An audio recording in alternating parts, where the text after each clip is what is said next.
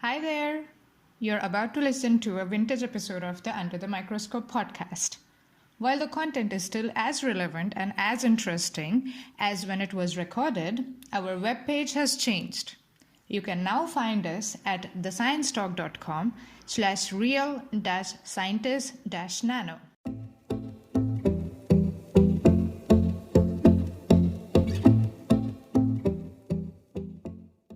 Welcome to Under the Microscope. This series is brought to you by the Real Scientists Nano team. Our goal is to provide a platform where scientists can communicate their work and interact with the public. With that in mind, every week we introduce you to a scientist working in the field of materials and nanoscience, who would be curating the RealSci_Nano Twitter account.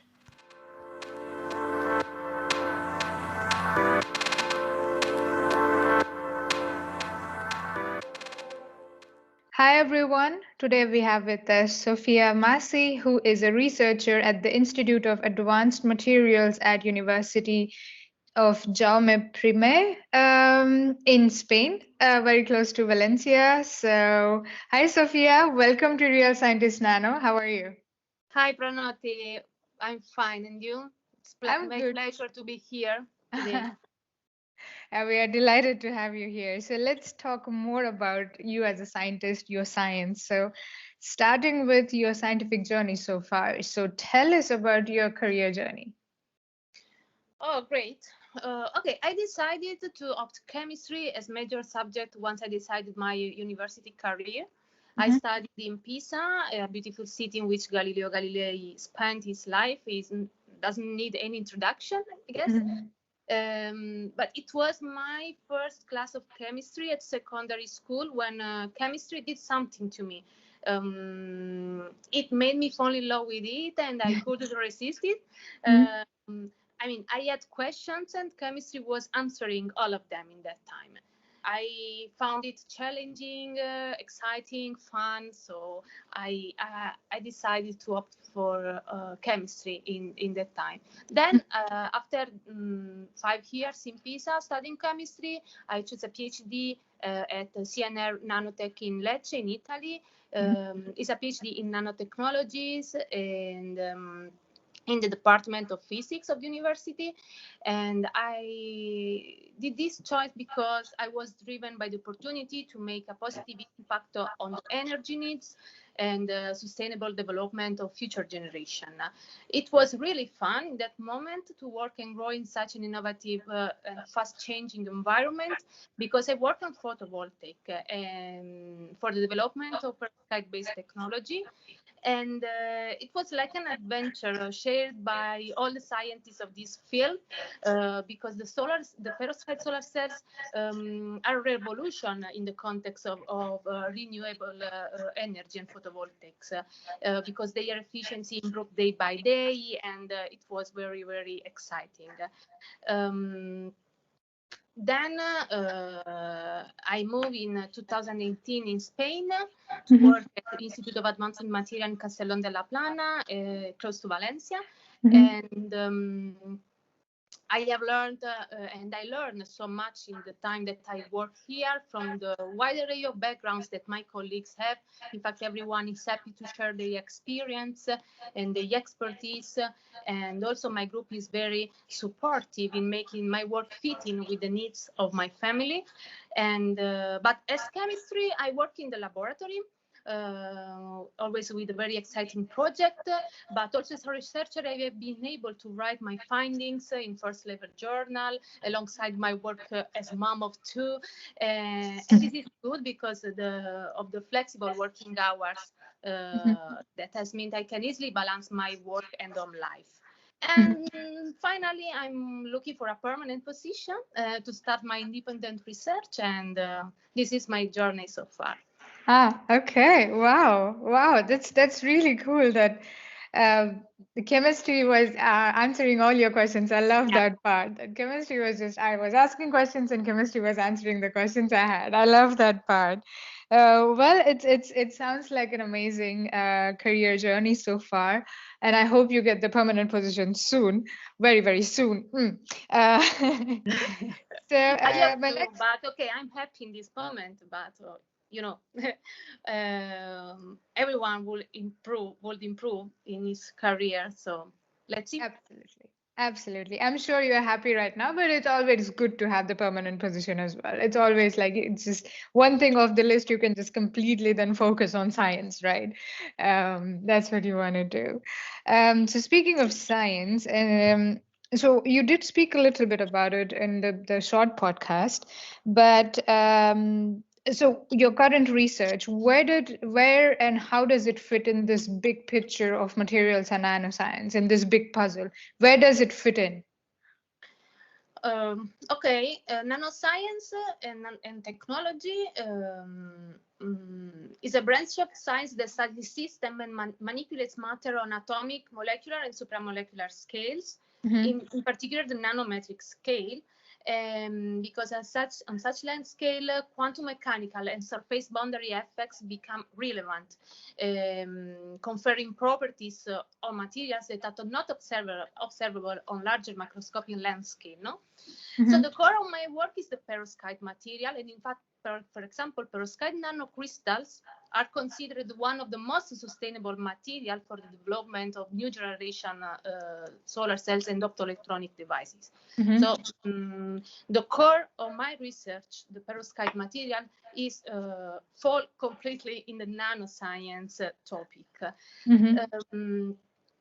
As photovoltaic technologies evolve, more sustainable solutions become available with the use of eco-friendly processed nanomaterials for the construction of nanocrystal solar cells. And in particular, the metal halide perovskite nanocrystal offers promise for efficient photovoltaic and photoluminescence materials too, due to its excellent optoelectronic properties, such as high photoluminescence quantum yield, also close to 100%. So it's a versatile material for both applications, solar cells, and so harvesting the solar light and photoluminescence, so for the emission of light. Mm-hmm. Mm-hmm. Okay. Okay. Wow. Okay. That is really interesting because my field of work was completely different from what you're doing. So I find this extremely fascinating. Yeah, it is. It does. It does make sense, and I'm definitely looking forward to all the knowledge that you're going to share on the Twitter account because that's also for me personally super interesting. So Sophia, it sounds to me that right now your research is super cool, of course, but also in the past you have been involved in some really cool research projects. And I know this question is tough, but I'm still gonna dare and ask that. If you have to pick one research project that you're most proud of, or the most quirky or fun one, could you pick one research project and explain it to us in simple words in the section we call In Other Words? Yeah. That's a really nice question because I'm very proud of this project because, as I told, perovskite is the most promising next generation photovoltaic technologies in solar cells. But the current limitation is the low stability in ambient conditions for both the material and the device. So in one of my projects, I achieved excellent results by improving its stability and solar cell performances while reducing also the temperature processing. And because I fabricated solar cells with enhanced stability, with an efficiency that it's maintaining for hundreds of hours in environmental conditions, approaching the industrial stability standard. So this is very promising because we improve and overcome the limitation of perovskite materials because it's very vulnerable in ambient condition, and for a solar cells this needs an effort to be improved because the solar photovoltaic technology are exposed in ambient condition under the heat, sun, water, and then this is a very big achievement and goal in my career. Okay. Okay. That sounds cool. And so I can imagine why you picked this as the research project that you're most proud of. So is the work published also? Yes, this work is published. There are several work published on this topic. One of these work is published in HES Energy Letters, another in Advanced Energy Material, because I'm following this topic. So in particular, I'm stabilizing the perovskite with the addition of an external additive. Then this external additive could confer different properties, and as this is a very big topic, we are divided the different aspects in several papers, but two of them are already published, and more are coming. Yeah, So okay. stay tuned. Okay. Well, congratulations on this big achievement. As you said, this is a big achievement. It's a big step forward in the solar cells research. Um, All right. So thank you for sharing that and explaining it to us in super simple words. So Sophia, it's clear that also before we started recording, we talked a bit, and I have a feeling you really like the aspect of being a scientist, the research aspect. You really like doing that, getting your hands dirty, so to say, not literally in the lab. You love that part, but in other than research, what other aspects of being a scientist do you like or do you enjoy? Okay, this is a great question and popular one. I Mhm. think on the whole, the best things about being a scientist is that not two days are the same. There Mhm. is so much variety in being a scientist, and I don't think anyone would ever say that it's a boring job. Mhm. So I obviously work in the lab doing experiment. I teach students for other experiment. I present my findings, attend meetings, write up my results for publication, apply for findings, attend conferences, and also you have to develop skills as problem solving. This is very fun part of Mhm. our work. Mhm. But okay, the other amazing thing about being a scientist is the rewarding aspect of doing it, knowing that your research may change people's lives one day. Mhm. To be honest, this is very exciting, and is probably what drives a lot of us to contribute something back to the world. Mhm. So there are many things I love, and I named just few. Like Mhm. also, I can say that I love we work with a great team of bright people, and meet so many different people through my research and my university. Um, Mhm. Mhm. yeah, Okay. I get to travel and visit the different labs, so this is very cool.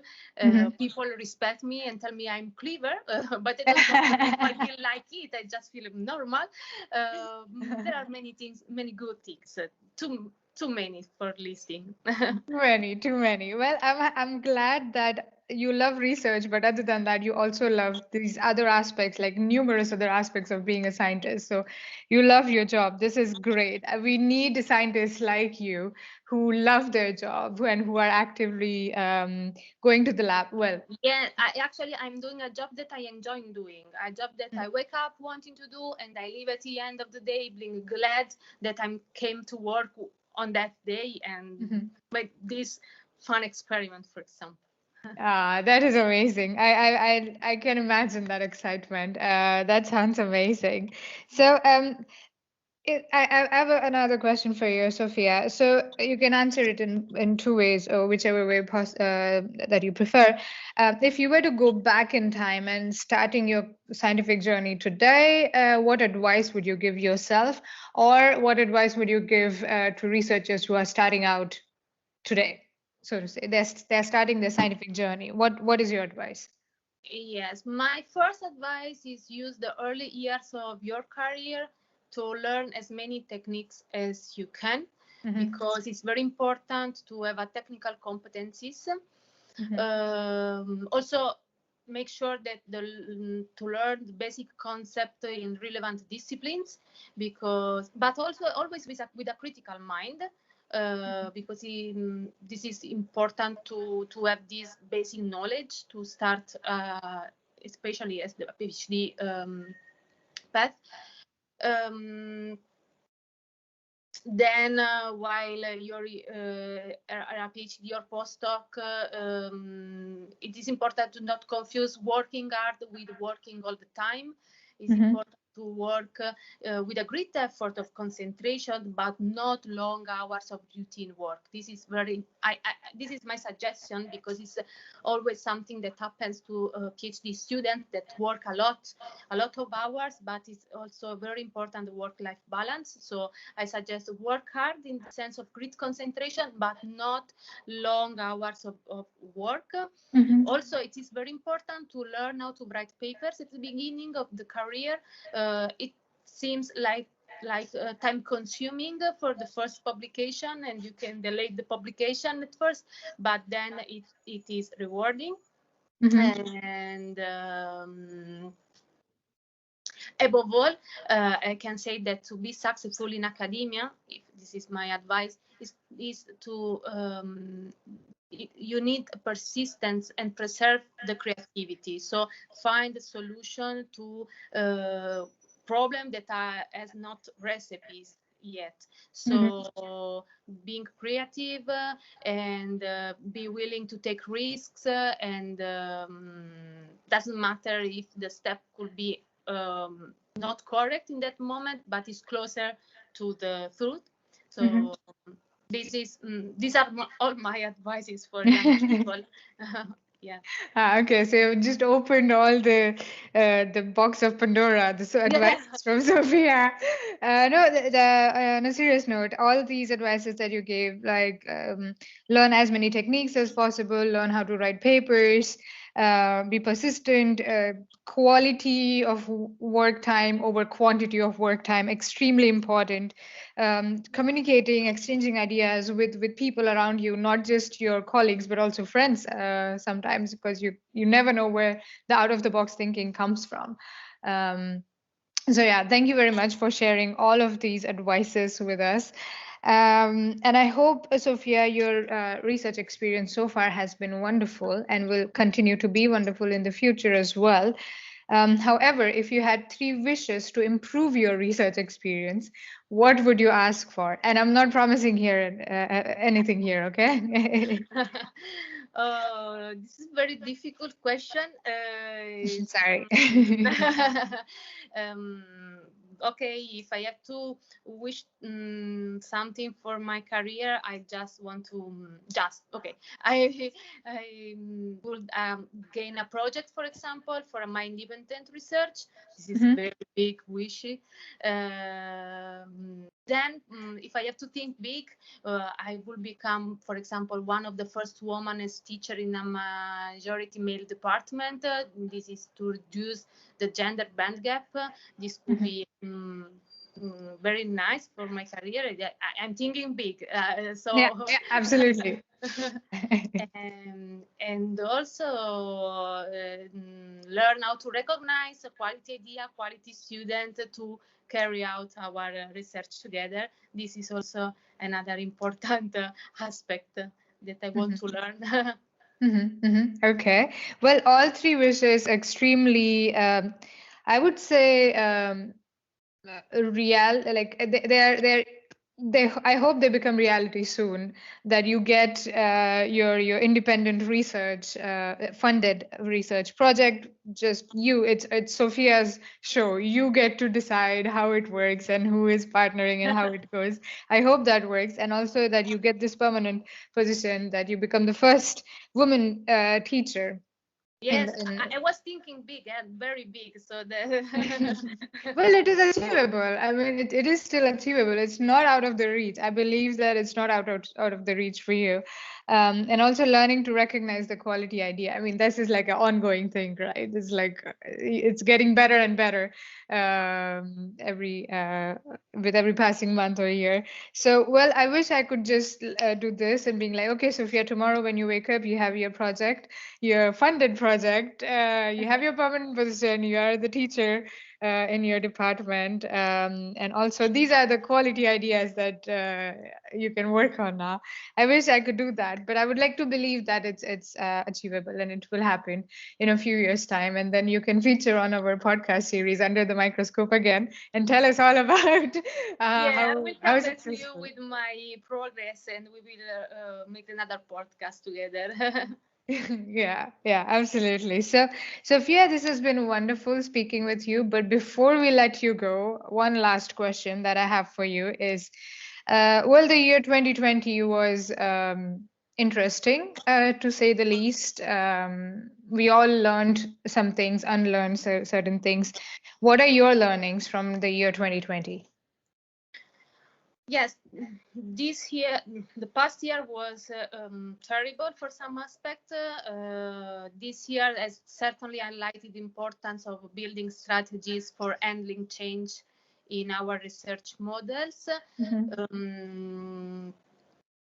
We needed to learn the new technology, and all the group needed to be trained in the latest programs to be connected and working from home, and will also help with the productivity in every day.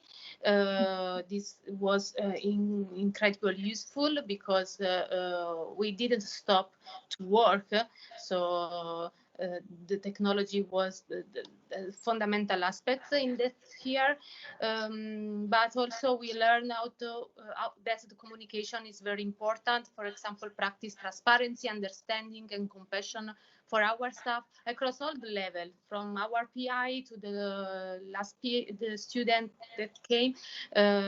We learn that the communication is very important, and to be transparent is the secret, let's say. And but also we learned that we can keep going after this change when we can be resilient and productive, and we can manage program to don't stop our activities.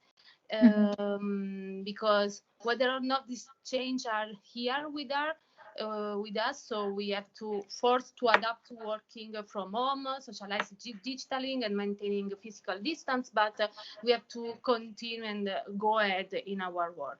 So yes, according to me, we learn to adjust our work process, and we learn that this is possible, and also that we can have also great results. Okay, okay. Yeah, thank you very much for sharing those learnings. You're absolutely right. Yeah, well, this has been wonderful, Sophia. Thank you very much. Again, thank you very much. And looking forward to having you on Real Scientist Nano. Thank you. Thank you.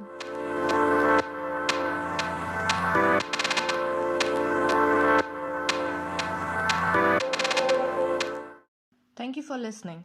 To know more about us, please visit our website, realscientistsnano.org, and follow us on Twitter at realsci_nano.